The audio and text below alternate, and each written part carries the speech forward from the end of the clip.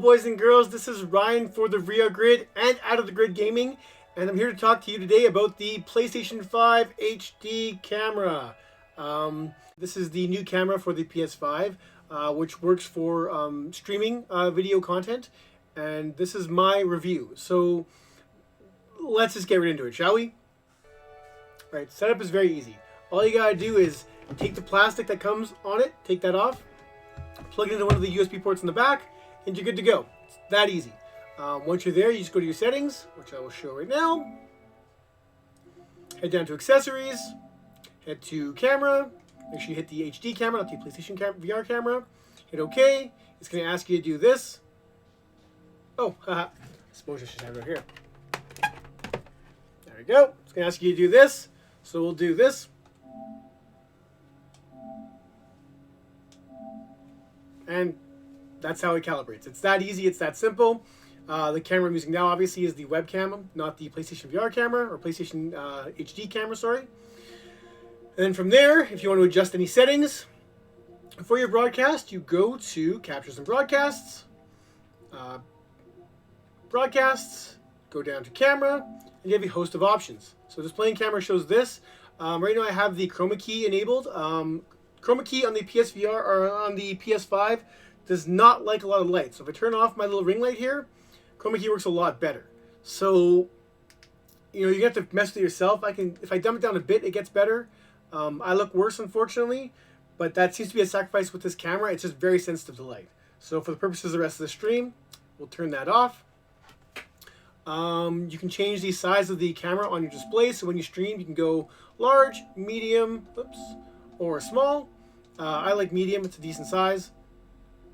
Like I said, you can do chroma key or just change the shape, hex, square, circle, or just your standard rectangle. I actually like rectangle the most, but for the purposes of this, once again, we'll do chroma key. You can adjust the level of the blue screen so we can jack it up a bit more. Cuts off my hair a bit, but I have a pretty decent green screen behind me, so it's not making too much of a difference. Depending on your lighting situation, you can adjust that. It's there. You can flip horizontally if you don't like being mirrored. Effects are kind of jokey, but here's your comic book effect. Pixelate, which I don't like either.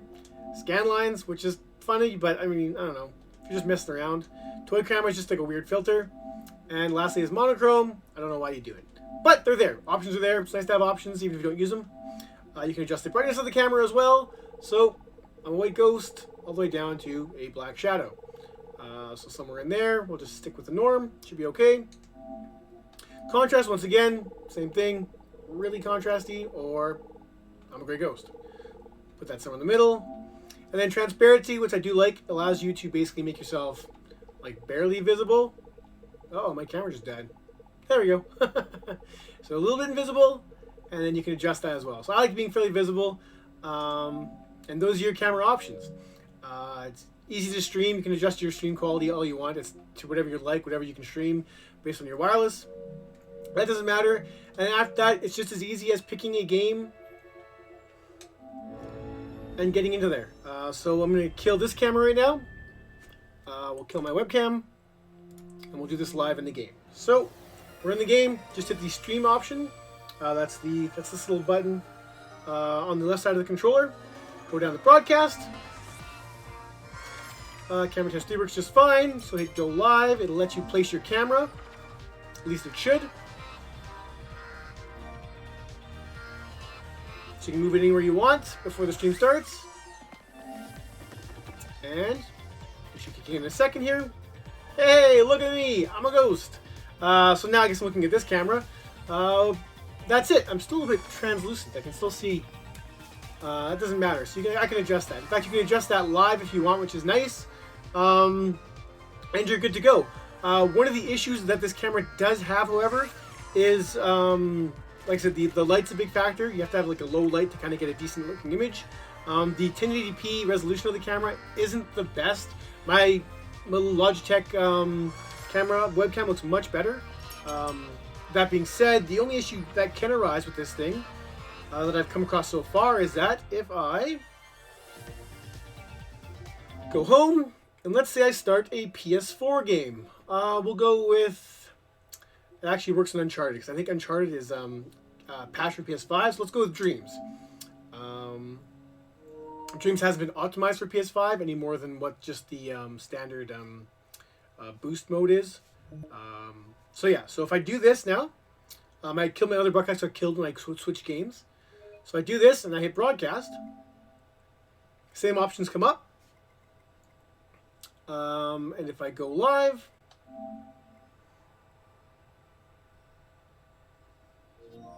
I'm now broadcasting. But now it's switched to my PSVR 2, PS4 camera. If you don't have a PS4 camera, you'll get no image there at all. And what happens because of this, unfortunately, is it kills your PS5 camera. And I don't just mean it like kills it like it, you know, shuts it off for something else. It actually makes it unusable. It'll show with Star Wars. It definitely works with Star Wars. So if I go to Star Wars, I'm going to talk. Actually, I'm going to mute the audio here because I don't want copyright stuff happening.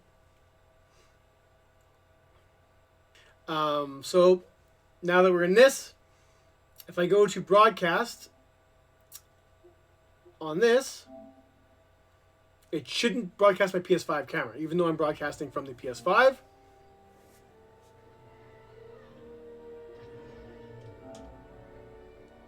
See, it wants to put the camera down, but it can't. There's some kind of glitch in the software where if you're playing some older PS4 games, the camera just won't detect.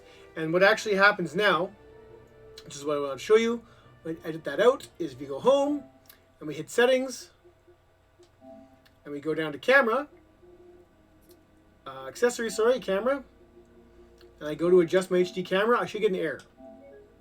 Get the error. In order to fix that error, you either have to restart your PS5 or start a PS5 game. And doing that fixes it, and you can stream again. And that's the most glaring issue I have with this thing. Otherwise, it works okay. It's not any better. It's not better than like streaming from your PC using like OBS or whatnot. But if you are limited for cache and just options, it works. It's all right. It has, you know, some nice options. The green screen chroma key is nice. Is it worth the $80, $90?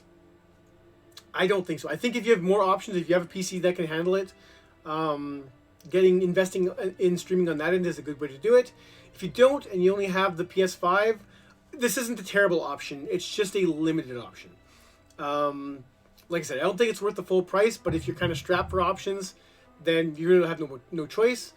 It does have some jank to it, for sure. The image quality isn't quite there. And besides streaming, there currently is no other apps that use it. There's no social apps like Facebook or anything along those lines, at least not yet. So it's pretty limited in what you can do. I also want to get off Star Wars here. Trying to avoid that copyright stuff. So yeah, it's kind of really up to you. I myself am probably never going to use this camera again except to test stuff out. It doesn't work. You can't stream PSVR games with it at all. It only works for the flat games. And like I said, I don't think it's really worth it at this point in time, unless you really want to stream and just don't have the PC rig. But unless they release some more social apps, I don't really see the reason why you would buy this, except to, I don't know, because you want to. I'm not sure. I should have done it the whole time. But yeah, so that's like my review of the camera. I really don't think it's worth getting it unless you have to. Like I said, once more apps become available, give this thing some time to kind of brew. Maybe they'll patch in some fixes for some things, maybe some more modes or modifications. That'd be great. The low light thing is an issue. It's nice to have that ring light shining on my face. It does kind of make things look better. But with the camera, it actually makes things look much worse as the green screen gets totally washed out and becomes very, very green. So yeah, like I said, I give this thing, honestly, it does what it's supposed to do, but it's really not that impressive. I'm going to fall in this thing like a 6.5, maybe a 7, somewhere in there. It could be better. It works, but it really isn't that exceptional. So if you enjoyed this video, hit the thumbs up button. If you haven't done so yet, subscribe. If you're so inclined, smash that bell. And if you want to support me on Patreon for as little as $1 a month, you can help my channel give you guys more content.